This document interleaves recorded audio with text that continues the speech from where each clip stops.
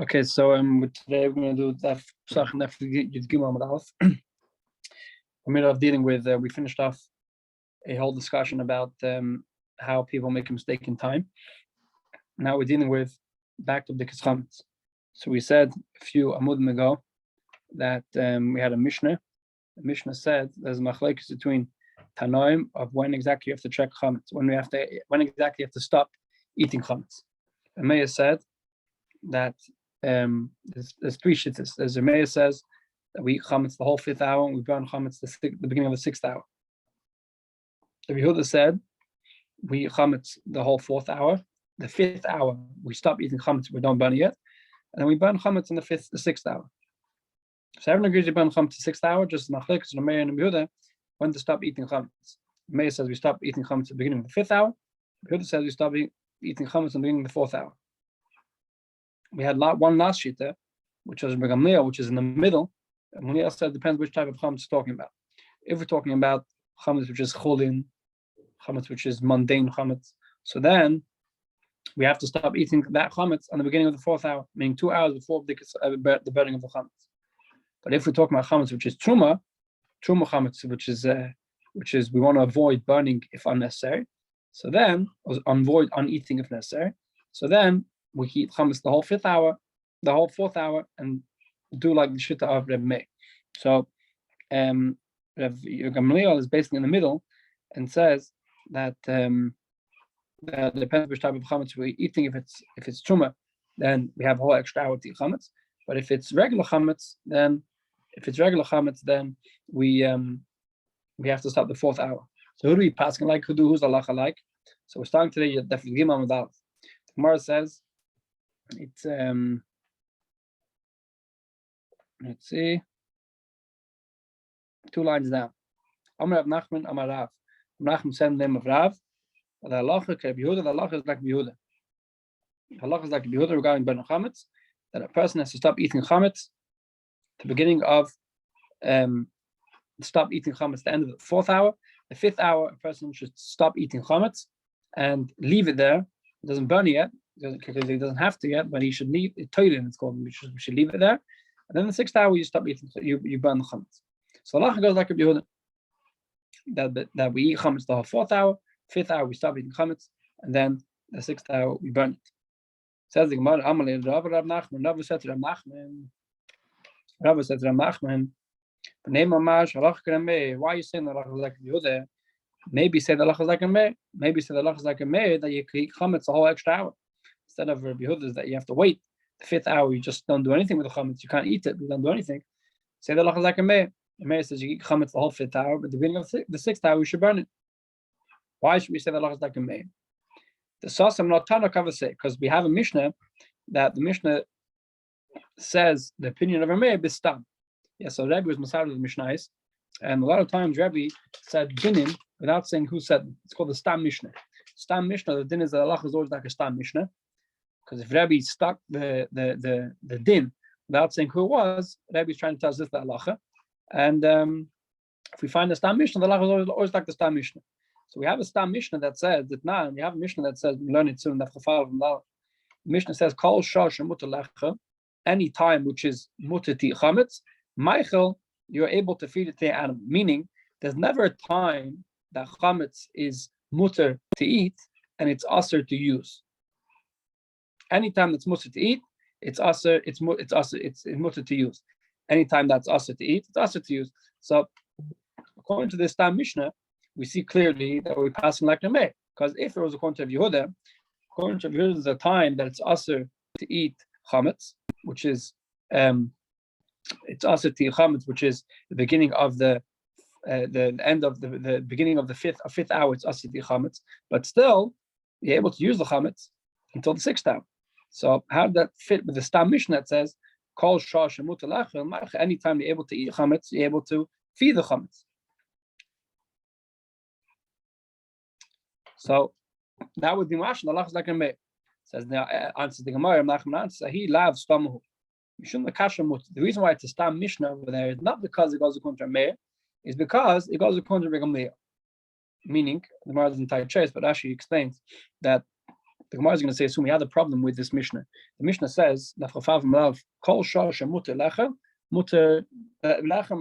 any time that it's mutter to chametz, you're able to feed the chametz to your dog. The Gemara asks over there, why did the Mishnah say kol shasha mutter lecha? Why does the Mishnah say anytime that's mutter to chametz? The word mutter is the extra. The Mishnah should just say kol shah she'echel ma'echel. Anytime they could eat, he's able to feed. Why is the Mishnah sticking mutter? So the Gemara explains in the Chafav Malav later on that this Mishnah is going according to Rabbi Gamliel. Rabbi Gamliel says that there's a difference between chulin and truma. That regarding chulin, you have an hour less to eat it. Mashing the truma, you have an extra hour. So it's not. We're not getting into details over here now. But then the Mishnah, the Gemara in the Chafav Malav says that this Mishnah goes according to Rabbi Gamliel. So there's no proof from the Stam Mishnah that goes according to Rabbi, even though we usually say that. Since the Stam Mishnah goes according to Rabbi, especially if the Lush from the Mishnah is Mashma goes according to Rabbi. But over here, the Gemara specifically explains that the Mishnah goes according to Rabbi Gamliel. Says the Gemara, if so, at least say Allah is Rabbi Gamliel. So say that Allah is Rabbi Gamliel. Because Rabbi Gamliel in this case is Machliya. Rabbi Gamliel is the one over here who says it's joining both opinions. Again, you have opinion of Yehuda says you have to stop eating chametz to the beginning of the fifth hour. And Rabbi says you mutter to eat the fifth hour. So we have an argument. Rabbi Gamliel says, joins both opinions together and say, depends which type of chametz. If it's chulin, so you stop eating the beginning of the fifth hour. If it's truma, you stop eating the beginning of the sixth hour. And the din is the halacha is kamachliya. The halacha is always like the machliya, one who says the middle svara, meaning joining both opinions together. So now, case at least say the halacha is like Rabbi Gamliel. That depends which type of chametz you're using. If it's chulin, you're passing like a Yehuda, and if it's truma, you're passing like a meir. Why do we say that halacha is like a Yehuda? So Nachman answered, he answered him, if Rabbi Gamliel was saying an opinion that joins both opinions together, so then that's fine. So we would pass it according to Rabbi Gamliel. But in our case, Rabbi Gamliel is saying his opinion nothing to do with the machlekes of Rabbi and Rabbi Yehuda. He's saying a new opinion. Even though it sounds like he's trying to join opinions, but he's not trying to join opinions. He's saying a completely new opinion that has nothing to do with opinions from before. Rabbi Gamliel is saying a new opinion that if it's chulin, then you eat at the end of the fifth hour. That you stop eating the chametz at the beginning of the fifth hour, and if it's truma, you stop eating at the beginning of the sixth hour. Even though it sounds like he's saying that he's trying to join opinions that with Rabbi and Yehuda, but the Gemara says he's not trying to join opinions. He's saying his own opinion. And since he's saying his own opinion, meaning his own svara, I'm not getting into the svara now, but since he's saying his own reasoning, which is not just combining both, it's not Rabbi Gamliel open up the Mishnah and so the Meir says like this, and Yehuda says like this, so we'll find somewhere in between. He's saying a whole new idea that it depends if it's chulin or truma, and each one has their reasoning. So therefore, we don't pass on Rabbi Gamliel. If Rabbi Gamliel was joining both opinions together, we pass on Rabbi Gamliel. But over here, Rabbi Gamliel is not joining both opinions together. He's saying his own opinion. So we're not passing Rabbi Gamliel. We're passing like Rabbi Yehuda. That's one way of learning. That's one mahalach, one way of the Gemara is saying that the halacha is like Rabbi Yehuda. Says the Gemara by saying another way of saying who we pass on like we can learn out from this. It says like this: Rav the Omar ki Haitano, Rav paskin on the Mishnah based on a brayso. What do we mean? We learn in a brayso. The Tanya we learn in a brayso.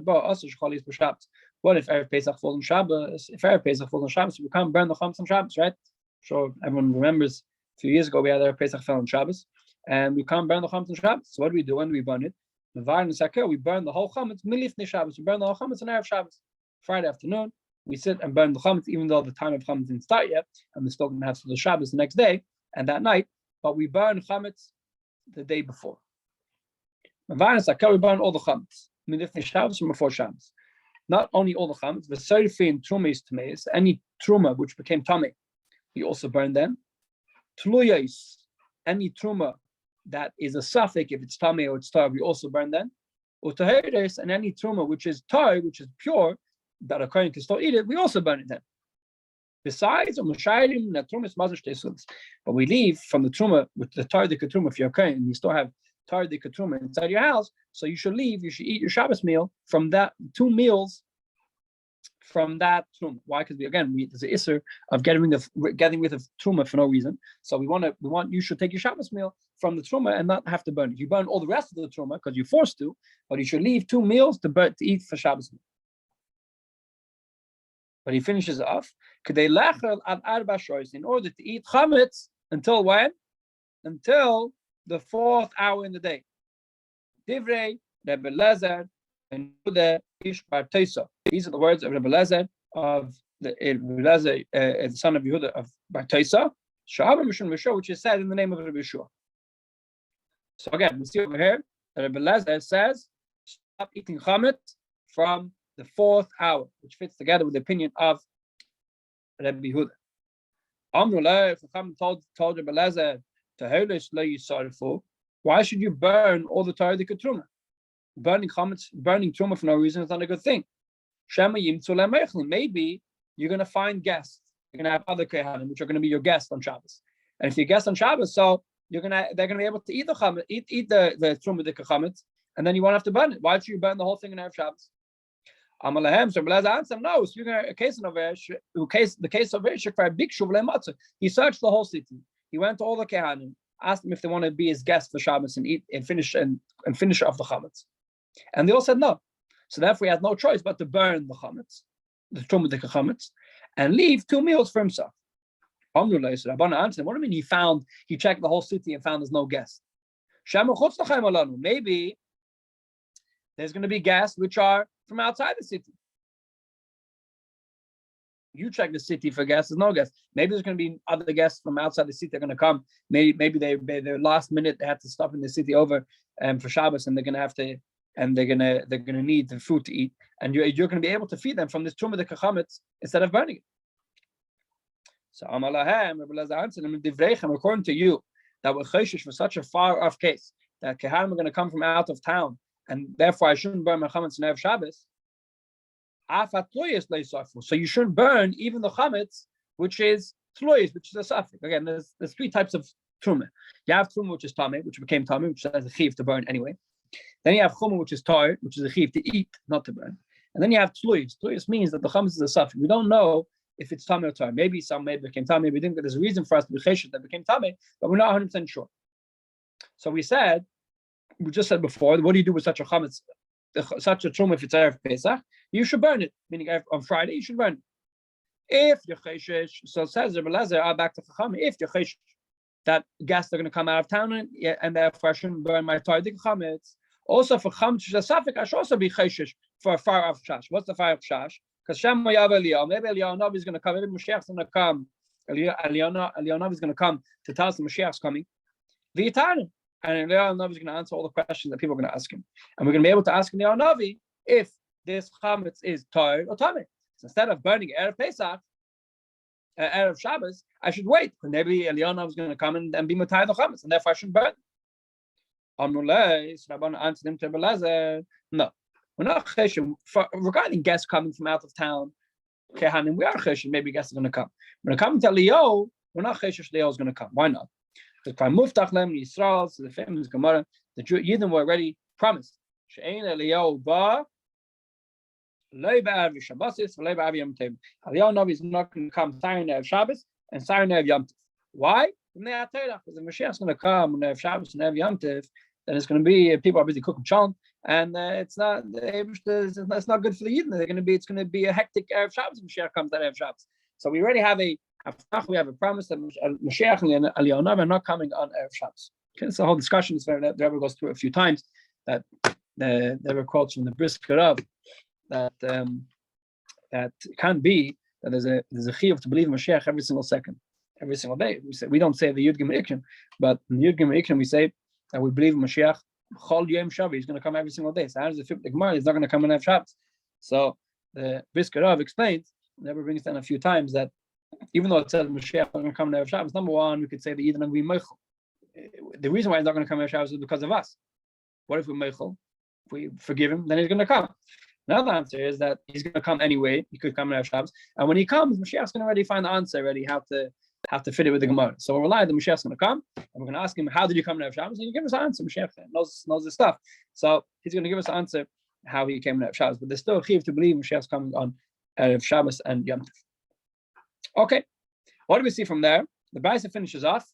The Brisa finishes off. They didn't finish. They passed on that day that the halacha is like Rabbi Eliezer, the son of Yehuda, Ish Bar Torah, from the place of Bar Tesa, Shama Mishum Rishon, which is the name of Rishon.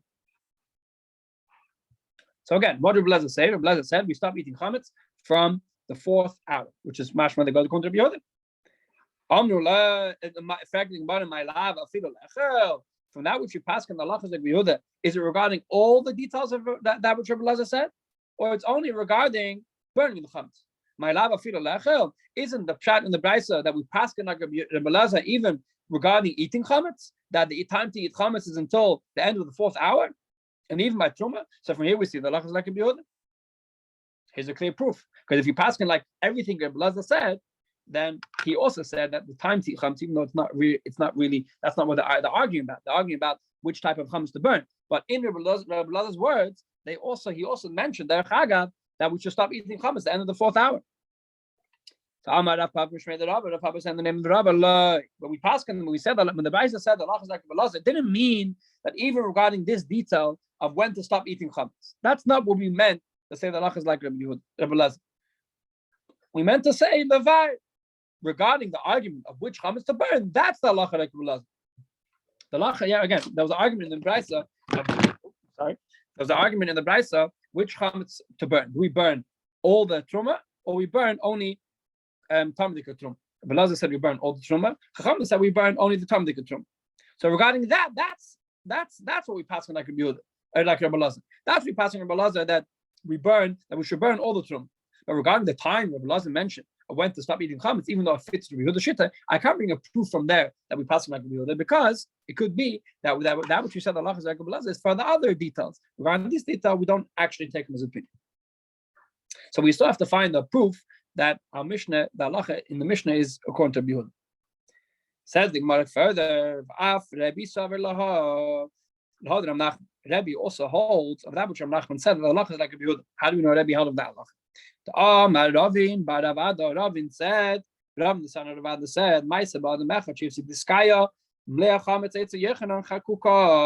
there was a person who deposited a full bag of chametz by Yochanan Chakuka. That was his name, Chakuka, or his nickname. And mice came and started making a hole in the bag. And chametz was going bad, and it was getting out of Pesach, and he has to get rid of the chametz. Rabbi came in front of Rabbi to ask him what to do. What should you do with this deposit? Someone deposited the chametz, is coming out of Pesach, and it's not here. And not only he can't even keep it, he's trying to get rid of it because there's mice eating all up.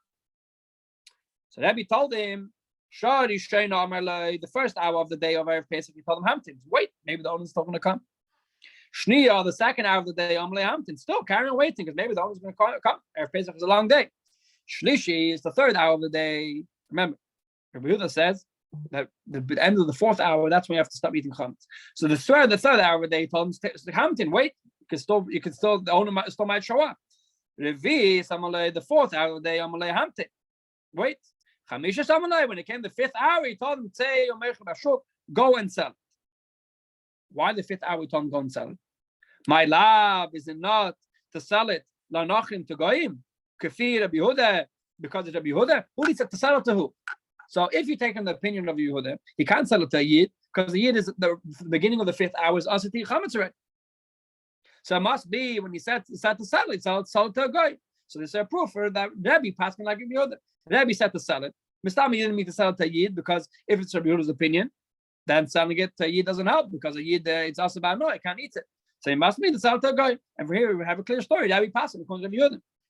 Rav Yosef says no, don't make a proof from the story because the Rabbi when Rabbi said to sell it, he didn't mean to sell it to a guy. He meant to sell it to a yid. Because according to the mayor, a yid still has another whole hour to eat his chametz. So who said the mayor? Rabbi said to sell it to a guy because you can't sell it to a yid. Maybe he meant to sell it to a yid. You want to get rid of it now because it might eat forever? Go sell it to a yid. A yid has another whole hour to eat his chametz. Says the Gemara, Amalei, if Rabbi meant to sell to a yid, in Israel, Nishker Nafshe, what's the point of selling it to a yid? A yid's going to have to get rid of it in an hour anyway. He should just eat it up himself and finish. What's the point of selling it to a yid? So it must be he meant to sell it to a guy. Sell it to a guy because he can't sell it to a yid. It fits with the shit of Yehuda. The chametz is also then ready to eat. So he has to sell to a guy. So the Yosef said, no, you can even go according to the Yosef answers, you can even go according to the maid that the chametz is still mutter to eat. And the reason why he can't eat it and he has to sell it is not because he has to get rid of it now. It's because Mishum Chashad. We're scared that if he's going to eat the chametz himself, it's going to make a chashad. It's going to make people are going to get suspicious. What are people going to get suspicious about? The Tanya, because we learn in Brisa. The Brisa says the gaboy tzedakah she'ein le'manim l'chalik. You have a gaboy tzedakah. You have the gaboy, and the gaboy have a big tzedakah box. But they, for some reason, and that week they didn't have any poor people to give the money from the tzedakah box out.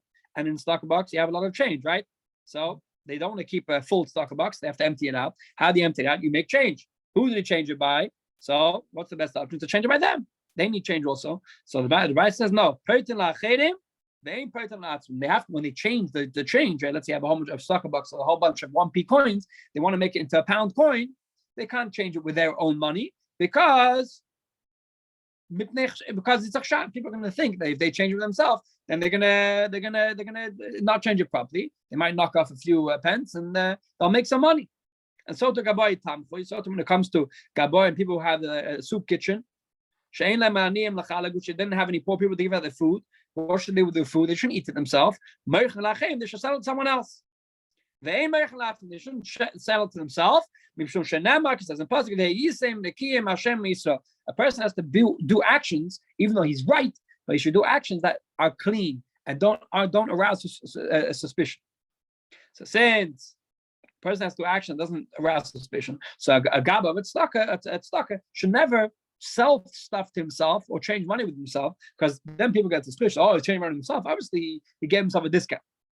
So just like over here, a guy by tzedakah shouldn't sell money to himself. So too, when someone takes a deposit, he shouldn't eat the deposit himself, though he has to get rid of it. But if he's going to eat the deposit himself, the chametz, he's going to eat the chametz himself, or he's going to buy it himself, then people are going to get suspicious. Not suspicious. It's not a nice thing. People look at it in a negative way. Oh, he kept it until Pesach in order to eat it. So therefore, he should sell it to a Yid. Selling it to a Yid, the Yid's going to have to get rid of it in an hour anyway. That's not our business. Sell it to a Yid. The Yid's still mutter to eat it, and the Yid can eat it by himself. He can't eat it by himself. Amalei Rav Ada bar Masechta Rav Yosef. Rav Masechta told Rav Yosef, how can you give me this whole pshat? That Rabbi meant to sell the chametz to a Yid. You told us a whole bunch of times, say that Rabbi told him, but in Beferish told him to sell it to a guy, because by Yid it's already us by now. Why did he tell him to sell it to a guy? Because it's us to eat it already. Who says that the fourth hour, the end of the fourth hour, the beginning of the fifth hour, it's us to eat it? Rabbi Yehuda. So over here, so in other words, it's a nice chat, but you told us opposite already. You told the story was that Rabbi told him, go take the chametz and sell it to a guy. Why did Rabbi tell him to sell it to a guy? Because the Yid it's already us to eat it. Why is it us to eat it? It must be passing like Yehuda, who says that at the end of the fifth hour, the beginning of the fifth hour is us to eat the chametz. And that's the end of the Maskar, the Gemara, the Lach like Yehuda, the proof from the story of Rabbi, since Rabbi held that the Lach is like Yehuda, so the Lach is like Yehuda, that the end of the fourth hour, meaning going into the fifth hour, is already us to eat chametz. That's what we do nowadays. We stop eating chametz already 2 hours before the time to burn chametz. Rav Yosef said, "Come on, Oz lahosh ma'it to the Rebbe." Now we're getting a bit sidetracked with the story that we just said now of Rebbe, that someone had a deposit on Erev Pesach and Rebbe told him to sell it. Who does that brisa go? Whose opinion does that brisa go according to? Kadash Rav Shimon Gamliel. Goes according to the opinion of Rav Shimon Gamliel. What did Rav Shimon Gamliel say?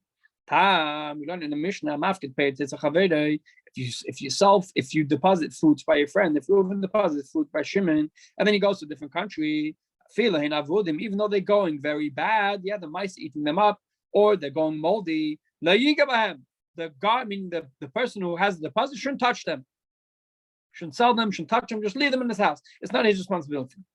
That's Tanakam's opinion. Rabbi Shimon Gamliel says, no, if the fruit are going moldy, you should sell them in Beis Din. Why? Why should you just leave them in his house? If he leaves them in the house, they're going to go bad. And when the owner comes back to take his fruit back, there's going to be nothing left. So be a nice guy. Give back. It's like a Shav Saveda. Take the fruit, take them to Beis Din, give them to Beis Din, sell them to Beis Din, and then when the guy comes back, give him back cash. So this story fits together. This story, which Rabbi said to sell the chametz to goy, fits very well with this opinion of Rav Shimon Gamliel, who says if you have moldy fruit, you shouldn't leave them in your house. You should sell them. Amalei Abaya said no. Why are you saying the story only fits in Rabbi Gamliel's opinion?